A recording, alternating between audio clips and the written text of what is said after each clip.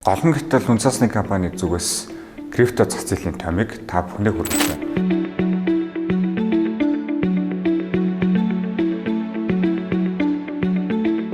Хоёр сарын 1-р 7 хоногоос 3-р 7 хоногийн хооронд биткойны ханш 93-аас 97 мянган долларын хооронд тогтвортой арилжаалагдаж байсан бол өнгөрсөн 7 хоногт Америкийн нэгдсэн улсын ерөнхийлөгчийн гаргасан шинэхэн зарлигаар биткойны ханш огцон унаж хамгийн сүүлийн байдлаар ихэд 80 мянган долларт хүрээд байна.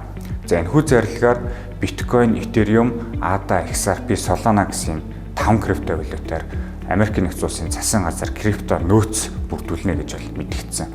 За энэхүү нөөцийг бүрдүүлэхдээ зах зээлээс худалдаж авах биш, харин өмнө нь хураагдсан байсан криптогоор нөөц бүрдүүлнэ гэж бол мэдгдсэн. За энэхүү зарлиг нь Дональд Трамп ерөнхийлөгчийн хувийн бизнест ихэнх давуу тал олгож байна гэж зах зээлийн зүгээс ихэнх шүүмжил бол дагуулж байгаа. За бидний зүгээс 74,066,000 орчимд дэмжих бүс байна гэж харж байгаа. Мөн бид нар эдгээр дэмжих бүсүүдийг бол тогтмол ажигласаар байгаа. Нэмж дурдахад биткойн доминанс гэсэн үзүүлэлт байдаг.